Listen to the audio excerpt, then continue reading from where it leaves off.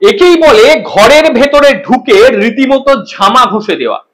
চীনের ঘরের ভেতরে ঢুকে ভারত ঝামা ঘষেছে। সাংহাইয়ে কোঅপারেশন অর্গানাইজেশনের শীর্ষ সম্মেলনে যোগ দিয়েছিল কেন্দ্রীয় প্রতিরক্ষা মন্ত্রী রাজনাথ সিং। আর সেখানে পেশ হওয়া যৌথ বিবৃতিতে স্বাক্ষরই করলেন না প্রতিরক্ষা মন্ত্রী। স্পষ্ট ভাষায় জানিয়ে দিলেন যে বিবৃতিতে বালুচিস্তানের পর্যন্ত নাম রয়েছে সেখানে ঠাঁই পেল না পেহেলগাঁও। বিবৃতিতে পেহেলগাঁওকে এড়িয়ে বালুচিস্তানের জায়গার নাম দেওয়ার মধ্যে দিয়ে সেখানে চলা স্বাধীনতা আন্দোলনে ভারতের যোগকে ইঙ্গিত করার চেষ্টা করেছিল চীন ও পাকিস্তান।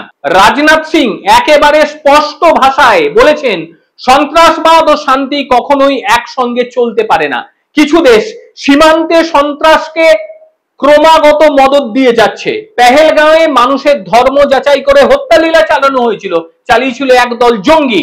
তাদের বিরুদ্ধে ব্যবস্থা গ্রহণ করেছে, কারণ এটা আমাদের অধিকার। আমরা তাদেরকে বুঝিয়ে দিয়েছি সন্ত্রাসবাদের কেন্দ্র পৃথিবীর যেখানেই থাকুক সেটা আর নিরাপদ নয়।